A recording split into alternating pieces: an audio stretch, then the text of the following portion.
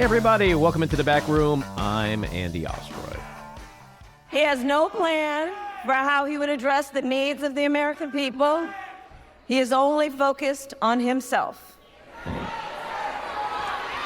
And he's not, but here's the thing, North Carolina, and he's not being transparent with the voters. He's not being transparent. So check this out. He refuses to release his medical records. I've done it. Every other presidential candidate in modern era has done it. He is unwilling to do a 60 Minutes interview. Like every other major party candidate has done for more than half a century.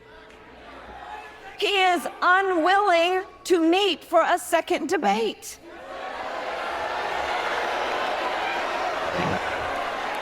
And here's the thing, it makes you wonder, why does his staff want him to hide away? One must question, are they afraid that people will see that he is too weak and unstable to lead America? Is that what's going on? Donald Trump cares more about scaring people, creating fear, running on a problem, instead of what real leaders do, which is to participate in fixing problems. Just look at the guy. I wouldn't release my medical records either. Jesus. That was Vice President Kamala Harris at a rally this week, saying nothing but the truth about Donald Trump. We're going to get into all of that and our conversation with Ruth Ben-Ghiat. But first, thanks for tuning in. We appreciate you listening, and we'd love to hear your comments. So email us at backroomandy@gmail.com and or post on our social media, and we'll read some feedback next time. And if you like the podcast, please follow or subscribe and rate and review, and you'll be notified every time we post a new episode. So here's some feedback we got this week. On our conversation with George Conway, Kimberly Chatfield writes, Trump is a nightmare, dangerous, deranged. Trump belongs in jail, not at the White House. Read Project 2025. Crazy Cat Katie. I just stumbled on this after seeing a short TikTok Andy did. I was intrigued, and I really enjoyed the interview with George Conway. And Andrea Duncan writes, I loved this interview. So let's get to the big things of the week. Early voting started in Georgia to record turnout. First day was twice what it was in 2020. That's encouraging. Yeah, that's really encouraging. In fact, in Fulton County, it's doubled from 2020. And actually, maybe unfortunately, it's also doubled or gone up by a large percentage in a number of the rural Republican counties. Yeah, there's much greater turnout overall, but I think it's a better sign for Democrats and Harris than it is for Trump sure. and Republicans. And hopefully that plays out across the country as we get more data in on early voting there. So it's been a really busy week, both for Harris and for Trump. Kamala Harris, who has been accused of hiding, who's been accused of not doing interviews. I mean, she's done 60 Minutes, she's done CNN, when she's going to do another CNN. She did Howard Stern, she did The View, she did Colbert, she did Charlamagne the God, she did the Call Her Daddy podcast, she did Fox News. She's doing everything from large mainstream media outlets to hugely popular podcasts and everything in between. Donald Trump, he's the one that's been in hiding, but his comments have been getting crazier and crazier. So we have Kamala Harris at Fox News. Fox News. She went into the most hostile territory this week, and she sat down with Bret Baier for an interview, and let's play this clip from that. He's the one who talks about an enemy within, an enemy within, talking about the American people, suggesting he would turn the American military on the American people. We asked that question to the former president today. Harris Faulkner had a town hall, and this is how he responded. I heard about that. They were saying I was like threatening. I'm not threatening anybody. They're the ones doing the threatening. They do phony investigations. I've been investigated more than Alphonse Capone. He was the greatest gangster. No, it's true. But think of it. It's called weaponization of government. It's a terrible thing. So, Brett, I'm sorry, and with all due respect, that clip was not what he has been saying about the enemy within that he has repeated when he's speaking about the American people. That's not what you just showed. well, he was asked. No, a no, specific- that's not what you just showed. In all fairness and I'm respect telling you, to that was the question that we asked him. You didn't show that, and here's the bottom line. He has repeated it many times, and you and I both know that.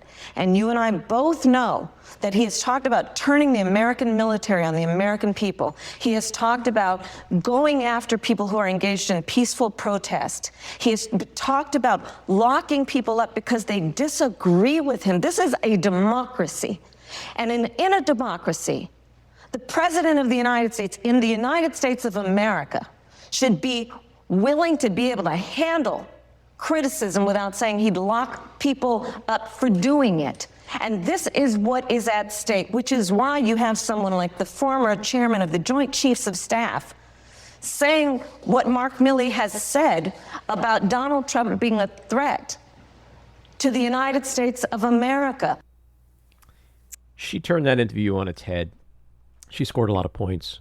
She got comments like that out, which are really important for the American public, especially those who watch Fox, to see and hear. And it was a really effective interview, I thought. But the biggest thing to come out of that interview was that she was able to do what no one else has ever been able to do, and that is to call out Fox News on its bullshit, on its editing, on its propagandistic editing in real time, in front of the audience. And while Bret Baier sat there like a deer in the headlights, one has to assume that if Kamala Harris knew that that clip was not the real one, so did Bret Baier. Oh, it's worse than that. Bret Baier now has come out and said that he played the wrong clip. Sure. No, well, I mean, well, that's where I was going. And it took him like 24 hours or 36 hours to very quietly, I think at the end of his show yesterday, to say, like, oh, and by the way, we fucked up. But he fucked up. But at the moment he played the clip, he couldn't have just said to her, oh, actually, I just played the wrong clip. Yeah, well, look, there's a lot of people that have come out of Fox, like Julie Roginski, who was on the pod recently, Gretchen Carlson, who's coming on next week, who worked at Fox. And they've said, like, you know, when there's a wrong clip, everyone knows it. Everyone knows it. So it's a willful, intentional move, but she had the ability. That's the prosecutor in her. She had the skill to smack down that bullshit in real time. And I think that might have garnered her a few of those Fox viewers at some point. You want to know about leadership? There it was. Yeah. You want to know about how she's going to handle difficult situations? There it was. Yeah. Well, there she was. She went on Fox. When is Trump doing Rachel Maddow? That would be great. No, he's not. Shouldn't he be doing Rachel Maddow? She's to a show loser. How big his balls are? Oh, she's a loser. He's a winner. Not a bad impression. Thank you. I like that. I love girl Trumps. All right, so let's play what he really said a few days before that. You know what they are? They're a party of sound bites. Somebody asked me, can they be brought together? You know, I never thought really, I wasn't thinking like they could, because they're very, very different. And it is the enemy from within, and they're very dangerous. They're Marxists and communists and fascists, and they're sick. If you have a smart president, they can all be handled. So there you have it in his words. You have the statement, the threat. It is what it is. And Fox News now knows that they fucked up. Another thing that happened that was so bizarre this week was Trump's town hall in Pennsylvania, where everything was going swimmingly in typical Trump chaotic form for a few minutes, and then he just decided, fuck it, I'm out of here. Just play my Spotify list, my playlist. And then he stood on stage and swayed back and forth. And he did that little two-handed dance move. And he smiled. And then he looked like he was thinking about what kind of ice cream he's going to eat later. Like, it was just weird. I mean, it was bizarre. Like, did he just have a stroke? Is he quitting?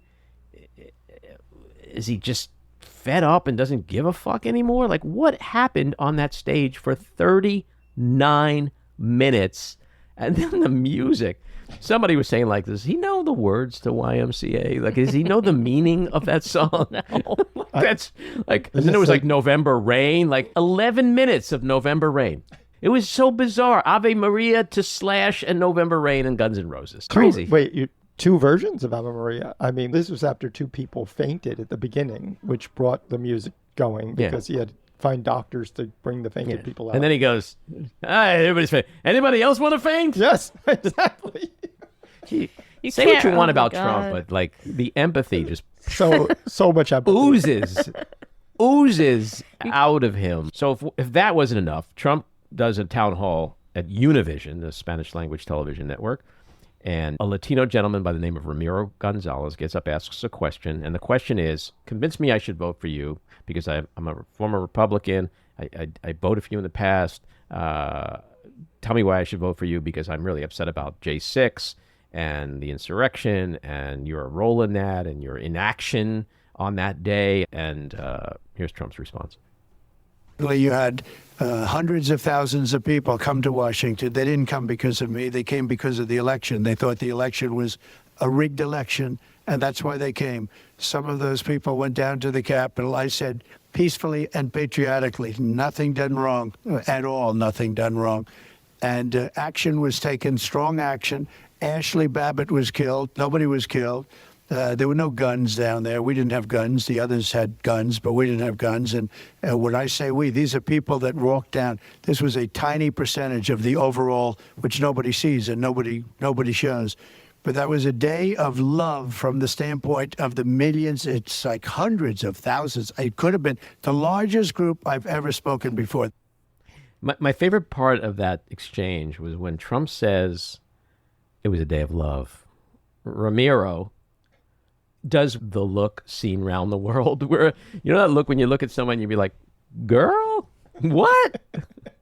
I mean, here was the softball of all softballs, right? Trump could have answered that in 8 million different ways. Instead, he chose to lie, gaslight, rewrite history, and basically tell Mr. Gonzalez, you're an idiot. Do not believe what you saw. That day was a beautiful day. I also love the part where he goes, Ashley Babbitt died, nobody died. Did Ashley Babbitt die or did nobody die? Like, it can't have both of those statements. My other favorite line from that response was, we didn't have guns, they had guns. Well, they had guns. The police had guns. We didn't have guns. Now he's put himself in with the J6 insurrectionists, which I'm sure Jack Smith is going to take a clip from this because he's just admitted to being part of the insurrection. Well, that was the most telling moment. There's two sides that day. The insurrectionist rioters and the police and those who tried to stop the insurrection and the riots. You're either in one bucket or the other. And the thing about the guns, the statements that people reported him saying that day, I think it was Cassidy Hutchinson who said, he said, take down the magnometers. They're not coming after me. So he knew, he was told that they were bringing guns. He knew there were guns, but he said they weren't coming after me. Crazy. So while Kamala Harris is out there talking to Fox and CNN and NBC and 60 Minutes, Trump bailed on the second debate. Not only did he bail on the historic, every year, 60 Minutes interviews the two presidential candidates. He bailed on that. He bailed on CNBC. He was supposed to go on and talk business with his buddy, Joe Kernan, and he bailed on that. Both candidates, interestingly, are apparently flirting with going on Joe Rogan. I think Harris is going to do it. Harris is definitely going to do it. If Harris does it first, Trump won't do it. I think he's a good interviewer, as awful as he is. And I think that Trump will not like it. Former Chairman of the Joint Chiefs of Staff, Mark Milley, we learn in a new book, has said, quote, no one has ever been as dangerous to this country as Donald Trump. Called him fascist to the core. I mean, that's some chilling shit. Think about that. The nation's top military commander during the Trump administration, as well as so many other military people, so many other national security people, so many other top aides and advisors who worked for him, who knew him the best, are saying, we are warning you about him. We are warning you about another Trump presidency. Just think about all that. Mitch McConnell Oh, please. We learned from this book, he called Trump stupid, a despicable human being, a narcissist, and ill-tempered. And then, quote, whatever I might have said about President Trump pales in comparison to what J.D. Vance, Lindsey Graham, and others have said about him. But we are all on the same team now. Who cares if someone said something worse than you? Like, you knew all this, yet you're willing to roll out the red carpet for this monster to come back a second time? Anyway, let's get to our winners and losers. My loser, Trump has vowed to gut climate rules. Oil lobbyists have a plan ready. Come on, Gen Zers. You can make the difference in this election. My winner, Israel. This one's special for Matty. For killing the Hamas leader, Sinwar, the architect of the October 7th attacks. My winner is the Univision questioner, Ramiro Gonzalez, who managed to hold Trump to account more than most of the media has since 2016. My loser is, of course, Bret Baier. No surprise, since this interview with Harris was a journalistic embarrassment.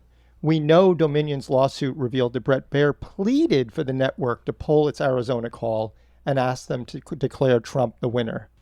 My winner, Georgia County Judge Robert McBurney, who blocked for the November election a new rule from Republicans mandating a hand count of ballots across the state because he said it was, quote, too much, too late, and that election officials must certify the results.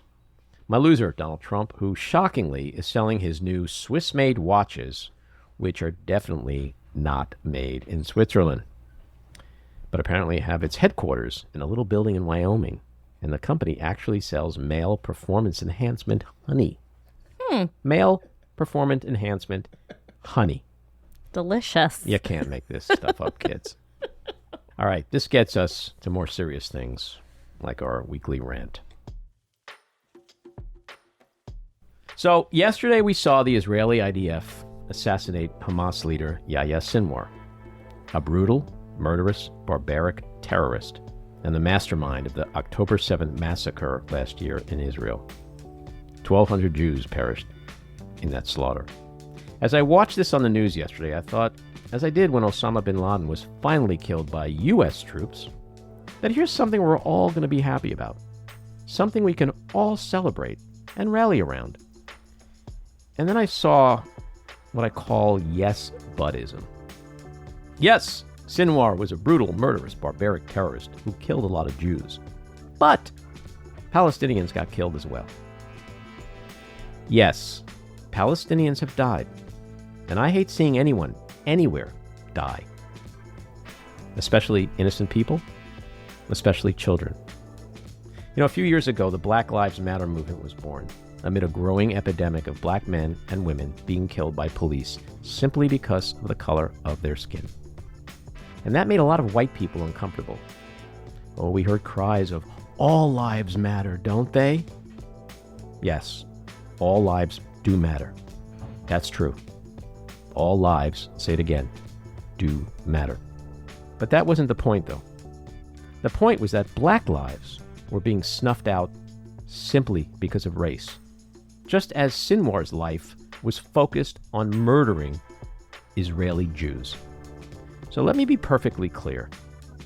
I know there's been a lot of death and destruction in Gaza. I know that. And how do I know that? Because I have eyes, and I have ears, and I have a brain, and I have a heart, and I feel, and I weep. I weep for the dead. But I do not need to be informed of, reminded of, and or lectured about it. But as a Jew, when I hear someone say, yes, but, that's as offensive to me as it is when someone says to a black person, all lives matter. And when I hear all lives matter, now I hear Jewish lives don't. So it would be really nice if just for a few days, people can simply be happy that a barbaric terrorist monster like Sinwar has been wiped off the face of this earth, never to kill again, without any yes buts. Before we get to Ruth Ben-Ghiat, don't forget, stick around later on for another exciting episode of Just Jeff. All right, let's get to Ruth Ben-Ghiat. She is a professor of history at New York University. She writes about fascism, authoritarianism, and propaganda. She is the recipient of Guggenheim and other fellowships, an advisor to protect democracy, an MSNBC opinion columnist and television commentator, and publishes Lucid, a newsletter on threats to democracy. Her latest book, Strongmen, Mussolini to the Present, looks at how illiberal leaders use propaganda, corruption, violence, and machismo, and how they can be defeated. Ruth, welcome back into the back room. Thank you. I'm glad to be speaking with you again. So we have in just 2.5 weeks the most critical, most consequential election in history. What about Donald Trump's behavior these past few weeks alarms you the most as we head towards November?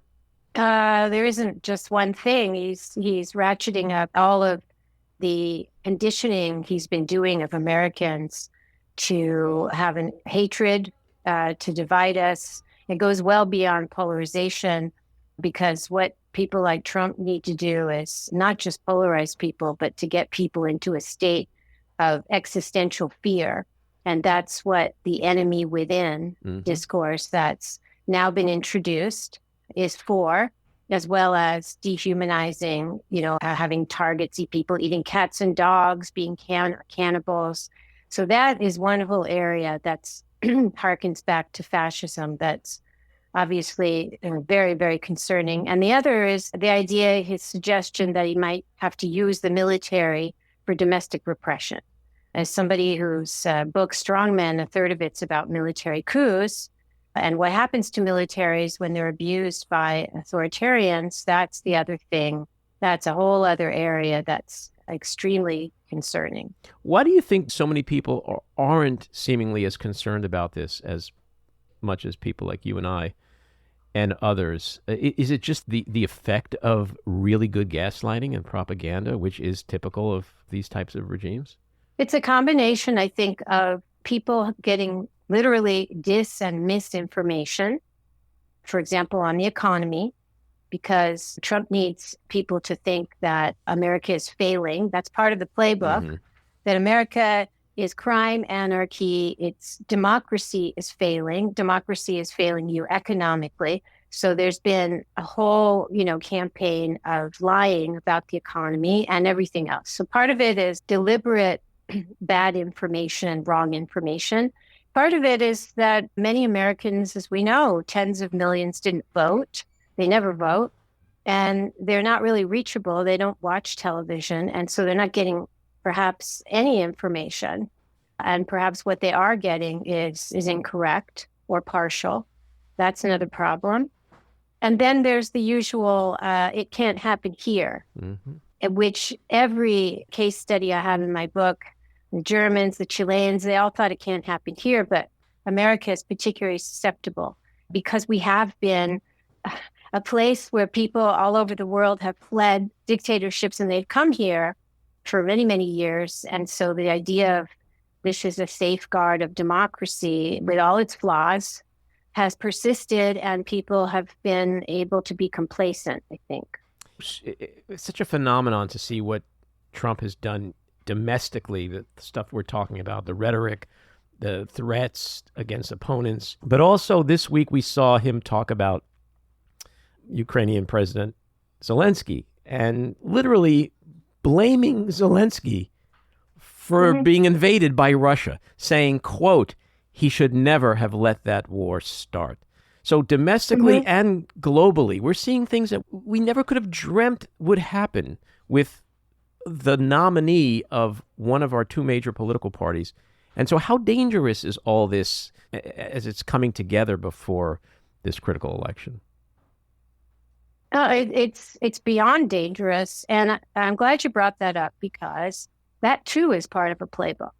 And in my book, I talk about Putin as a protagonist, as well as Trump, how he has had a series of partners who Trump is the most consequential because of the power of the U.S. But Gerhard Schroeder in Germany, and then most notably Silvio Berlusconi. And the task of these partners is to market and sanitize Kremlin talking points abroad. So Berlusconi was Putin's very important ally within Europe. And so every time during the time that Berlusconi was in power, from like 2000 2001 to 2011, when Putin went into Georgia, every time he did some aggressive move, Berlusconi's job as a partner was to blame NATO or blame the country itself. And so this is an old talking point. And so now we have Trump, very against NATO, wants to withdraw from NATO, and also is blaming Zelensky, blaming Ukraine, because that's the talking point. So it helps to have this history, this context for this behavior, and it just shows us how much Trump is doing whatever is going to make Putin's life easier. And it's highly, highly dangerous. And I want to add one more thing, which connects to my worry for many reasons about the use of the military domestically. Because there's a geopolitical angle here, and I can pick this up because I study autocrats and know how to think. If you are Putin, or Xi Jinping, but let's keep to Putin, and you are you have a crap military, you've corroded through corruption, you're relying now on North Korea and China. The U.S. military is a huge problem. It is the most powerful and professionalized military in the world. And it's been a deterrent. It's done plenty of bad things for democracy abroad, but it's also been a deterrent and a defender of democracy. So it's a huge problem for you if you're Putin. Mm-hmm. So in comes Trump, who is going to give a new role for the U.S. military, withdraw from NATO, recall troops abroad, and partly redeploy the military for domestic repression. And that's part of the whole scenario. And that also fills me with great dread. Mm-hmm. And it also fills some of our former leaders with great dread. We see through a new book that former chairman of the Joint Chiefs of Staff, Mark Milley, has called Trump a fascist to the core and said he's the biggest threat to American democracy. This should be bone-chilling to people. And it just astounds me how so many people just will gloss over that as if it doesn't matter. It doesn't matter that Milley and 40 other top cabinet members and military personnel and people in the national security community are all sounding the alarm over Trump becoming president again. Explain the context to that in other fascist autocratic regimes throughout history and how this is following the same patterns of that. So I happen to be teaching a class on coups, a graduate class on coups at NYU right now. And when you're going to have some kind of, now Trump had a coup that was, he didn't get the military, he had thugs like Bolsonaro in Brazil, and it failed. But this whole discourse about using the military, people like General Milley know exactly what that's about. Mm-hmm. And these people, and also former Defense Secretary Esper, they don't speak out. Even if they're no longer in office, they only speak out if they feel it's highly necessary. And everyone speaking out is doing so because they feel it's necessary, because they know exactly what Trump is capable of and to what uses he would put the military and everything that he's doing. And that's why they're speaking out. So we should take that very, very seriously, that so many people worked for him and with him now are warning the public against him. Mm-hmm. And this is because I think they know that when, that Trump would be commander in chief, and there is a kind of momentum to being commander in chief. And so it becomes, after a certain point, when somebody's in power, it becomes more difficult for people to take a principled stance, whether they're in the civil service, although Project 2025 wants to already get rid of anybody who wouldn't obey. But especially if you're in, an armed body and you take an oath to the Constitution, but it becomes difficult to resist sometimes. And so you end up, this is what has happened in history. I'm not saying it would happen here, but in Chile, that's the best example because there were so many military coups around Chile. And the Chileans said, we're not going to go that route. We're loyal to the Constitution. We're proud of being a democracy. And then they had a military coup and it all disintegrated. So that's why now is the window to warn people what the stakes are. And so speaking of coups, Trump spoke at a Univision town hall this week, and he was handed a softball by this Latino gentleman who said, I used to be Republican, I used to vote for you, but tell me why I should vote for you again as someone who has a lot of concerns about the January 6th riots and your role in it and your ineffectiveness in stopping it. And Trump's response was, quote, "It was a day of love." Now, I suspect he didn't get that guy's vote, okay? But do you think a lot of people who were at home watching it or people in the audience were like, a day of love? Or do you think more and more people are wising up as we get near this election? I think more are wising up. And that was pushing the limit even for Trump because, you know, it's been a huge problem, January 6th, and they had to rely on Fox and every possible outlet in the right-wing media system to first, you know, try and deny that it was violent. And that was part of this talking point. Oh, there weren't guns there. And then it was a tourist lark. And then when they really couldn't deny the fact of it happening and the scale of it, what Trump did is try and change. This is what all fascists do. You have to change the perception of violence. If you can't deny the violent event, you have to shift the public's perception of it. So all of a sudden, those thugs who were bashing the heads of police became patriots. And in his rallies, starting at Waco, his campaign kickoff event, he had a January 6th prisoners choir. And so this is a very Nazi thing also. You know, you take a hit for the leader and you become like sacralized and sanctified. And so you have a choir.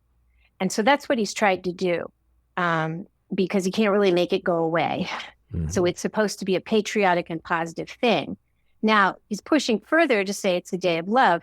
And of course, what I thought, which is totally chilling, this is where, you know, it's not really fun to have this knowledge sometimes. When Mussolini declared dictatorship in 1925, he made a speech saying, you know, this was happening. And he said, Italy needs peace and tranquility. We will give it to her by love, if possible, and by force, if necessary. So the idea of love is an abuser's idea of love. Right. That, right. you know, you're going to love me. And this is what Trump has always been humiliating, and his followers, the most devoted followers he has, telling him he doesn't care about them. He's using them. Like in Iowa at the caucus, I'll never forget this, when it was sub-zero temperatures, he was trying to get people to come out and you know, caucus for him. And he said, even if you're sick and you vote and you pass away, it will be worth it. Right. So like, who is it worth it to? Not them and their families, but he's done this repeatedly. Or, you know, recently they were fainting and he's like, you can lose weight. I'm fine with it. Right. So this is the abuser. So the love thing, it was a day of love. It was love because it was all about him. And he's such a megalomaniac and a narcissist that it was a rescue operation for him. The violence was on his behalf. And so for him, it was a day of love. But it's also love understood in abuser sense, which is what Mussolini did as well.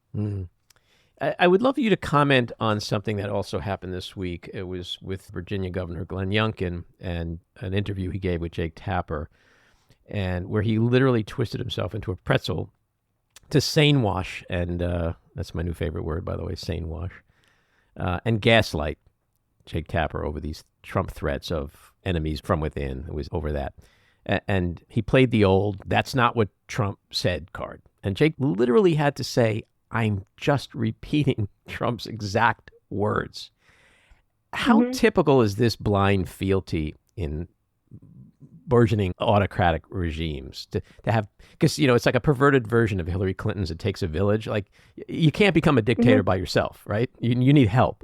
And so is it even more chilling when you see these supposed like moderates like Glenn Youngkin doing this? Forget the sycophants like Ted Cruz and Marco Rubio and those guys, but like the people who are supposed to be the ones that are going to be the future of the Republican Party when they are towing the line in lockstep with dear leader. Yeah, so they're sycophants too. He's not a moderate. Trump has converted the whole. There's a concept called autocratic capture, when the leader domesticates the party and then eventually the institutions, and that's what Project 2025 is for government. And you capture them, meaning they become your personal tool. Mm-hmm. And that's what he's done. And so these are loyalty tests. And so Youngkin was really stuck there, and he could have backpedaled. But the same with Vance, when, Vance was asked in an interview, 4 or 5 times, did Trump lose the election? And they have nowhere to go. They must keep the fiction up because the fiction is everything. Think about it. Who would Trump be if he didn't win if he admitted, or any of them admitted he didn't win the election? He'd be a loser. Mm. And the whole thing, his whole leader cult would be harmed. So even a Youngkin, they're so dependent on lying that's the most important skill for GOP politicians, is lying now. And so nobody can be exempt, or you're out. Mm-hmm. And that's the tragedy, that they've had plenty of notice that this was going on, this process. It started, years ago. I've been chronicling it, on and off for years. And they all knew where it was heading. But they're too cowardly, even after January 6th, too cowardly to oppose him, which they could have done by banding together pretty easily. And so now they're in this situation, and that moment was an example. Mm-hmm. He's no longer a moderate. He's just as sycophantic and radicalized as all of the rest. Yeah. And it's evidenced by the fact that nobody on that side of the fence is talking about this bizarre town hall the other night where he just decided after a few minutes, screw it, and playing my Spotify playlist, and just swayed back and forth, mm-hmm. doing that weird dance that he does, having everyone look at him for almost 40 minutes. Is that kind of behavior typical of autocrats? So I just wrote about this for my Substack, Lucid, where there are a few things that could have been going on there. One was actually, so there were people fainting, and it was so hot, there were expectation that maybe more would faint. So first he's joking callously about it. Mm-hmm. But he is a showman. He's a brilliant showman. Mm-hmm. And he knows how to orchestrate the mood of the crowd. He reads that he's done this from the start. Who was Trump? He was somebody, 2016, he comes in with Bannon's help, et cetera, and he reads the political marketplace, and he realizes there's space for somebody who's going to activate every kind of extremist and racist. So he does that. So here, he's wanting to shift the mood because these faintings are a bummer. They're a bummer for his show. And so he has the idea of the music. But then what comes in is his leader cult, because here he is in a safe space. That's the analysis I did in my newsletter. Mm-hmm. He's in a protected space with his favorite playlist. And then what does he put on? Ave Maria. And he's like almost in a religious revival of sorts with him at the center. Mm-hmm. So Mussolini used to stop in the middle of his speeches and just stand there, not for 30 minutes. The length was unusual, which is why some people thought he was having a moment, like a senior moment or whatever. I think he was on some level. I think he was. Yeah, something was going on. He got lost in it. But he's also lost in his world of fantasy that she's created with him at the center. And that's how these guys become. Sooner or later, they start believing their propaganda, and they believe that they are, semi-divinities. And they stand there and they're just like basking in it. And so Mussolini used to do this in the middle of speeches with the crowds from the balcony. And he would just stand there and jut his chin out and have there were roars of crowds wash over him. And so I thought of that when I saw that behavior. And it's a combination of him degenerating before our eyes, but still knowing how to keep people engaged. When I saw it, it reminded me of like watching the old film clips of Jonestown, where this leader just stands like a cult, and no one on the right, is talking about like how, after the debate with Biden and Trump was like, Biden's got to go because he's old and senile. Trump can stand on the stage and weirdly bob and weave to music for 40 minutes, and it's like nothing. And so it is very cultish, religious in nature, Totally. The thing about people laugh when I say this, or they just roll their eyes, but I'm going to keep saying it. That Trump is one of the most successful propagandists in history because he was able to build this very robust, durable personality cult that's lasted. The guy's been out of office for years. And he's a convicted felon. He's got a boatload of problems, financial, legal. He's so flawed. And yet the cult is still extremely robust. And he's neck and neck with Kamala Harris for, he could win, right? And the cult includes the Supreme Court. Yeah. And he was handed immunity. They know what they're doing. So there are different, there are different levels of operators, but it goes into the cult because cults are based on the idea that the leader is infallible and omnipotent. And Trump actually had behind him on stage at that rally a banner that said, "Trump has always been right." Mussolini, one of his main slogans is, "Mussolini is always right." Mussolini ha sempre ragione. He is always right. So that was a cult environment. And so but my point is that he was able to do this and able to maintain it even being out of office, not in a one-party state. It's easy to do it in a one-party state like Mussolini and Hitler had, or, other dictators, or Putin has today. But he did it in a democracy with a pluralistic media environment. And he still was able to convince tens of millions of people he won the election, and they still believe that today. So I don't know of anyone else who has pulled that off in modern history. I really don't. No, I agree with you 1,000,000%, and I've been saying the same thing for so long. I wrote a piece in October of 2015 titled "Trump and Hitler," because to me it was so obvious, the parallels. His critics call him ignorant, that he's stupid, he's a moron. I call him an evil genius. You've called him he's not a moron. He's not a moron. You've referenced him as a brilliant showman. He's kind of an evil genius given what he's been able to do. The outcome and the method, if you track what he's been doing. Now, that said, the content of his rallies, including that rally, he's full of gibberish. He's full of nonsense, and he is cognitively degenerating. There's no doubt.